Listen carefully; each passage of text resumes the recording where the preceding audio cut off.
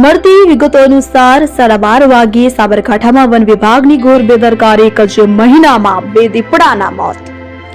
એક મહિનામાં 2 દીપડાના મોતને પગલે ફોરેસ્ટ વિભાગે ભીનું સંકેલ્યું હોવાની રાવ. તો ઈડરના ઈશ્વરપુરા ગામે તારની વાડમાં દીપડો ફસાતા તેનું મોત નીપજ્યું. સ્થાનિક વન વિભાગના અધિકારીઓએ દીપડાના અંતિમ સંસ્કાર કરી નાખ્યા તો સ્થાનિકોના મોબાઈલમાંથી વિડીયો ડિલીટ કરાવ્યા. પોતાની નિષ્ફળતા છુપાવવા સ્થાનિક ખેડૂતો પર રોફ જમાવ્યો તો ખાલી જડો વાગે ગળો જેવો ઘાટ સર્જાયો. મીડિયા સામે તમામ અધિકારીઓ મૂંગા.